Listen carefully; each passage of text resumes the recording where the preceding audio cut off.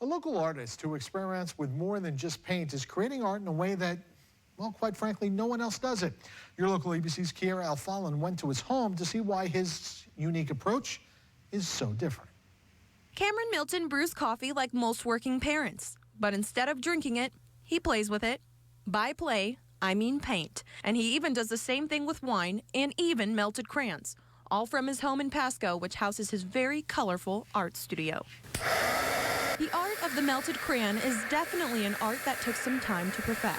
This is a commission right here that someone ordered for someone who likes the cardinals. Crayon art, the way I do it, I didn't see anybody else doing it, so I had to just, 3 years of practice and trial and error just to figure out how to do it. Painting with wine and coffee is a little different, an easier technique to master. Coffee art and wine art's more similar to watercolor, so it's a more common movement. It's hard to tell with all the masterpieces in his studio and home, but he's only been doing this for 3 years. It's steady.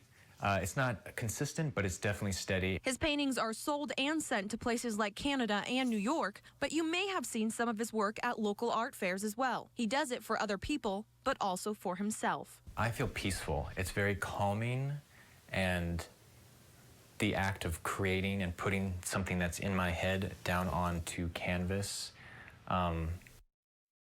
helps me visualize my desires and my joy. And when a piece he's working on turns out really good, sometimes it's difficult to part with, especially for his wife. I'll paint something for someone and she'll love it so much. You're like, oh, is that for us? It's like, no, that's for someone else. Oh, it's like, well, can it be for us?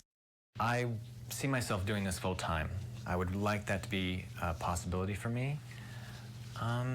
But yeah, definitely continuing to do this, whether I still have another job or not, because it's enjoyable, and I just want to do something that's fun and enjoyable.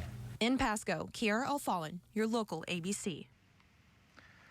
Well done, sir. Well done. If you would like to see some more of his paintings, Mr. Milton will be at the Custer's annual Christmas Arts and Crafts Show in November.